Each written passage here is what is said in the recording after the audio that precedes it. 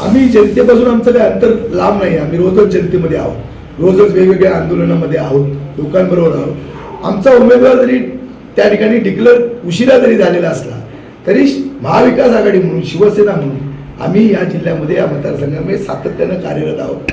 आमची निशाणी त्या ठिकाणी घरोघर पोहोचलेली आहे. अनेक बैठका या निमित्तानं, या निवडणुकीच्या निमित्तानं झालेल्या आहेत आणि त्या प्रत्येक निवडणुकीमध्ये आम्ही सांगितलेलं होतं, या मतदारसंघामध्ये जो उमेदवार आहे, ही मशाल, ही चिन्ह शिवसेना आणि महाविकास आघाडी हेच आपला उमेदवार आहे आणि आपण काम करा. तशा पद्धतीनं काम सुरू आहे. कुठेही त्या ठिकाणी आमचा जो कार्यकर्ता आहे महाविकास आघाडीचा, शिवसेनेचा, हा प्रत्येक घरातल्या मतदारापर्यंत पोहोचलेला आहे. आपली भूमिका शिवसेना का हवी, महाविकास आघाडी का हवी, ही भूमिका जनतेपर्यंत त्या ठिकाणी केलेली आहे.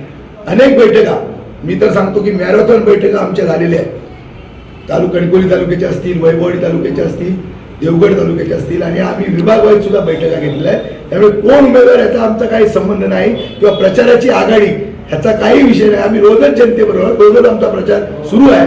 म्हणूनच मी आपल्याला मोठ्या आत्मविश्वासानं सांगतो की येणाऱ्या 20 तारीखला प्रत्येक बूथवर मोठ्या संख्येनं महाविकास आघाडीला मतदान होईल आणि 23 तारखेला एक ऐतिहासिक निर्णय म्हणजे प्रत्येक मतदाराचं एक मत हे यामध्ये इतिहास घडवेल आणि या मतदारसंघावर शिवसेनेचा उमेदवार, शिवसेनेचा भगवा, महाविकास आघाडीचा भगवा या मतदारसंघावर फडकेल.